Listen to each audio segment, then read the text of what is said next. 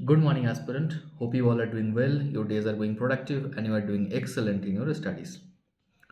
तो कल UPSC combined जो साइंटिस्ट एग्ज़ाम 2026 का प्रिलिमिनरी एग्ज़ाम है एंड एग्ज़ाम के पहले एक दो टिप्स जो मैं देना चाहूँगा। तो फर्स्ट ऑफ ऑल पहले होगा आपका जीएस पेपर, है ना?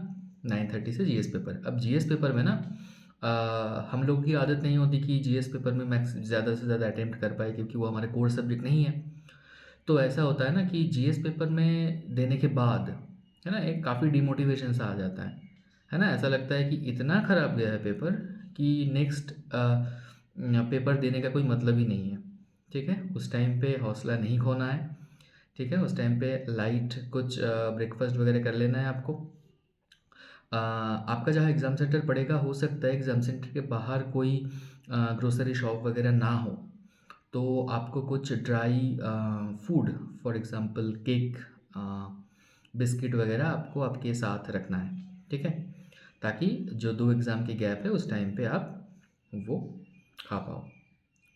नेक्स्ट ये है कि जब बीच में जब 2 घंटे का गैप होगा पेपर के बाद, फर्स्ट पेपर के बाद, उस गैप में आपको ट्राई करना है कि जो केमिस्ट्री पेपर का जो फार्मूलाज़ वगैरह है, वो आप एक बार गो थ्रू कर लो। ठीक है? फर्स्ट टाइम मुझे याद है जब 2023 में मैंने जब एग्ज़ाम दिया था, तो फर्स्ट पेपर होने के बाद मैं बाहर आ गया था। बाहर मतलब एग्ज़ाम सेंटर से काफ़ी दूर आ गया था। आके एक बैठने की जगह मिली थी, तो वहाँ पर बैठ के मैं वो रिवाइज़ कर रहा था। ठीक है? तो ट्राई करो कि आपका जो नोट है, वो आप अपने बैग में रखो एंड एग्ज़ाम ख़त्म होने के बाद ट्राई करो कि एक बार ऊपर-ऊपर से गो थ्रू करो। ठीक है? नेक्स्ट टिप्स ये है कि जो ओएमआर शीट होगा, कभी-कभी ये देखा जाता है कि ओएमआर शीट में ना 5 गोला होता है वहाँ पे, बट ऑप्शन हमारा 4 ही है ना? क्वेश्चन में ऑप्शन 4 है, बट आप देखोगे ओएमआर में ए, बी, सी, डी, ई ऐसा भी होता है कभी-कभी। तो फॉर एग्ज़ाम्पल मान लो किसी क्वेश्चन में आपका आंसर होगा डी। अब हमारा रिफ्लेक्स ये रहता है कि हम लास्ट वाला गोला भर दें। लास्ट वाला गोला किसी में भी नहीं भरेगा। अगर ई में वो है ना? अगर 5 गोला भरने की जगह है, तो ये ध्यान रखना, ये मिस्टेक्स हो जाता है। अब जो ओएमआर शीट होगा, ओएमआर शीट में ना आपका नाम, रोल नंबर, ये सब ना आपको ऐसे भरना पड़ेगा। मान लो कि आपका नाम है आकाश, तो ए जब आप भरोगे तो वहाँ पर ए टू जेड वो रहेगा, अल्फ़ाबेट्स रहेगा, तो ए पे आपको गोला मारना है। ठीक है? ऐसा भी होता है कभी-कभी। तो इसको भी बहुत ध्यान से आपको भरना है। पता चले कि किसी अल्फ़ाबेट की जगह आप दूसरा अल्फ़ाबेट भर दिए हो, तो दैट्स इट।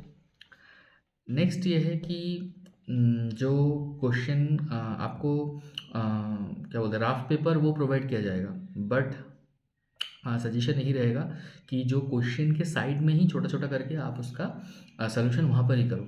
क्योंकि मान लो कोई न्यूमेरिकल आप सॉल्व कर रहे हो, तो क्वेश्चन पेपर के वहाँ पर करोगे तो क्वेश्चन के साइड में ही आपका वो रहेगा, ताकि बाद में अगर वो आपका आंसर नहीं आ रहा हो या कुछ भी हो, तो क्वेश्चन के साइड में ही वो मिले।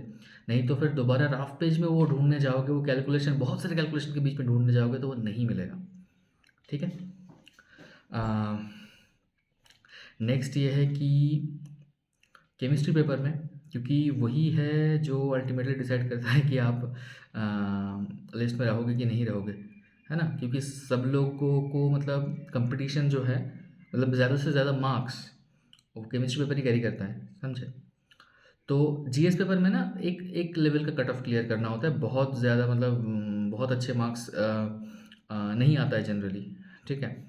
तो 20, 30, 35 इस रेंज में मार्क्स रहता है लोगों का।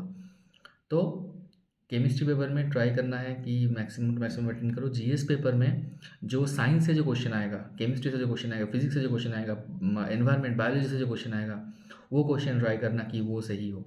ठीक है? नेक्स्ट ये है कि एक टाइप का ऑप्शन लास्ट टाइम देखा गया था, वो एक्सपेक्टिंग कि इस बार भी आएगा कि फॉर एग्जांपल मान लो कोई क्वेश्चन है कि कंसीडर द फॉलोइंग स्टेटमेंट्स, उसके बाद 1 2 3 4 करके 4 स्टेटमेंट है। अब उसके बाद ऑप्शन है कि how many of the statements are correct. Generally हम जल्दबाजी में पढ़ लेते हैं which of the following statement is correct, तो ऑप्शन उस बेसिस पे हम अगर मार्क कर दें कि 3, है ना? तो इसका मतलब बन रहा है कि 3 उन 4 स्टेटमेंट में से 3 यानी 3 स्टेटमेंट्स आर करेक्ट। बट आपको लग रहा होगा कि स्टेटमेंट 3 करेक्ट है। मान लो एक्चुअली आपको लग रहा है कि स्टेटमेंट 3 करेक्ट है, इसीलिए आप 3 मार्क कर दोगे। बट 3 मार्क करने का मतलब ये बन जाएगा कि उतने स्टेटमेंट्स में से 3 स्टेटमेंट करेक्ट है ना? तो ये गलती नहीं करना। ओके।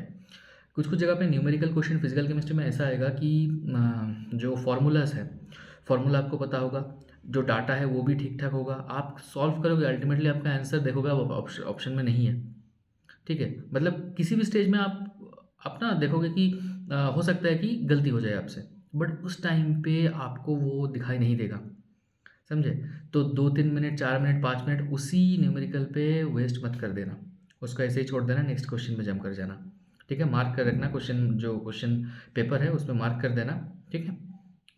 अ, क्योंकि उस टाइम पे आप 2-3 बार उसको रिवाइज़ करोगे, फिर आपको शायद गलती पता चले, इंस्टेंटली गलती ना भी पता चले, ऐसा भी हो सकता है। ठीक है? तो उसको बाद में करना। नेक्स्ट ये है कि क्वेश्चन पेपर आप शुरू से अटेम्प्ट कर रहे हो, मतलब ऐसा मत करना कि मैं पहले सारा ऑर्गेनिक कर लूँगा, उसके बाद सारा इनऑर्गेनिक कर लूँगा, उसके बाद सारा फिजिकल कर लूँगा। शुरू से क्वेश्चन पेपर के शुरू से स्टार्ट कर देना। एक टाइम पे जाके जब आपको लगेगा कि मैं बहुत एग्जॉस्ट हो चुका हूँ, ठीक है, और दिमाग काम नहीं कर रहा है, तो 10-12 सेकंड का एक पॉज लेना और दूसरी साइड से क्वेश्चन पेपर का शुरू कर देना। ठीक है? मान लो लास्ट क्वेश्चन से शुरू कर देना क्वेश्चन पेपर के। ठीक है? तो शुरू से कुछ क्वेश्चन आप आगे बढ़े, लास्ट के कुछ क्वेश्चन से आप ऐसे कर देना, तो थोड़ा सा डाइवर्सिटी रहेगा। ठीक है? तो दिमाग थोड़ा सा सही चलने लगेगा। सो यही है सजेशंस। अगर आपको कोई क्वेरीज है तो आप कमेंट सेक्शन में बता सकते हैं, मैं आंसर करूँगा उसको। And wish you all the very best for your exam.